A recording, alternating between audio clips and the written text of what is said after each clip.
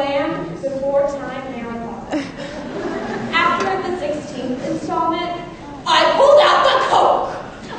Let's just say we went through a lot. I was up all night and a majority of the next day. I just couldn't get my heart rate down. But it was worth it, because that party was a rager. After recounting that story to my USAT teacher on Monday, I found myself escorted to the dean's office. There I was surrounded by my counselors, parents, law enforcement officers, Dr. Drew, drug-sniffing dogs, and Lori Kovich. Wait, isn't that guy dead? Oh, right, that's his career. I had to say that their Coke I had referenced was of the cola variety. Yeah, it sounds the same. It's not. Hi, my name is Grace Carey, and I'm a recovering Coke addict. Okay, I'm really just the president of the Student Psychology Association. I'm here to speak with you, the future businessmen and women of America, about an issue that occupies your every thought, connotation. Whether you realize it or not, connotation is something that you are going to have to deal with throughout the rest of your life and future business career. Today I will miscommunicate the problems surrounding connotation, offend some people with the causes, and remove my foot from my mouth with the solution.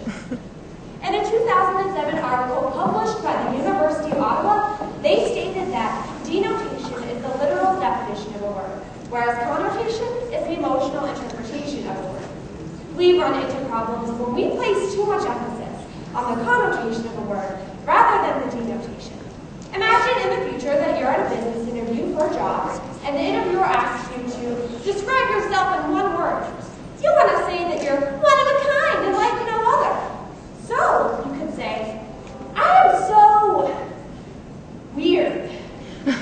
Or you could say, I'm so unique. Same denotation, different connotation.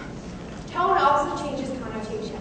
In a 2008 study done at the University of Helsinki in Finland, researchers found that tone often changed the connotation of the word for the listener. They were able to take the name Sarah and give it 10 different connotations just by changing their tone of voice. Since everyone has different connotations of words, miscommunication often ensues.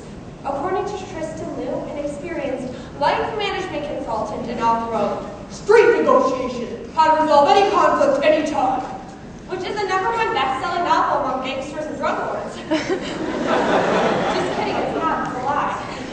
Drug lords can't read. Tristan Liu stated that miscommunication happens when in conversation, the listener translates a different meaning of the speaker's words than the intended.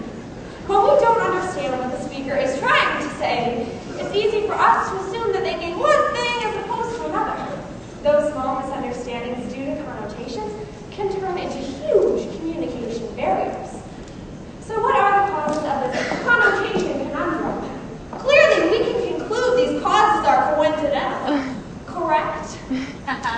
Oh, connotation, not alliteration. I got my Asians mixed up. In a 2007 article published on the International Studies Bulletin, they stated that a major source of this miscommunication nation is our ignorance regarding connotation.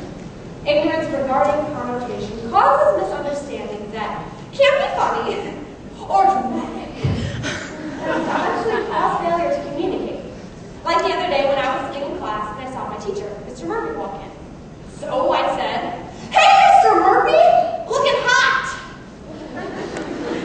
I didn't think about the many possible connotations of the word hot, and I just thought it looked warm. But now USAP is really awkward. Tone also changes connotation. And this is because our brains are thinking about a billion things at once.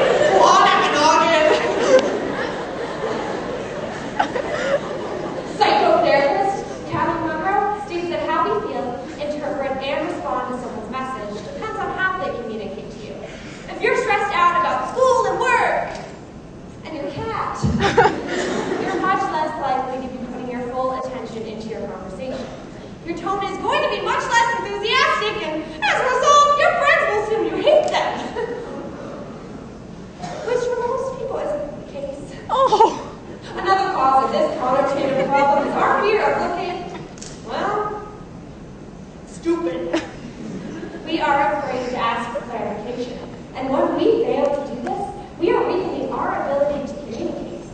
In a 2008 study done at the the problem is then compounded when the speaker doesn't clearly explain him or herself, and the listener doesn't ask for clarification. The other day, after I babysat my neighbor, the mother asked how he had been. I told her that he missed his nap and seemed a tad dopey. She was offended and couldn't believe that I would compare her son to the incompetent dwarf from Snow White.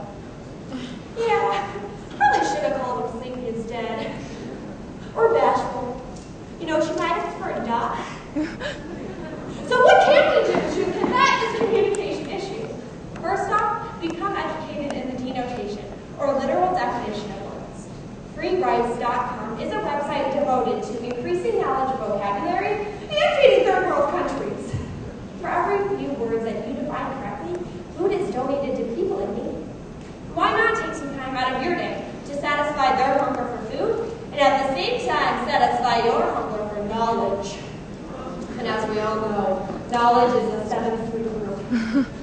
But just having a better idea of the denotation of words won't save you. You also need to know how to communicate your ideas effectively. Judith Phillips, president of Impact Communication, states that it is important to smile when talking.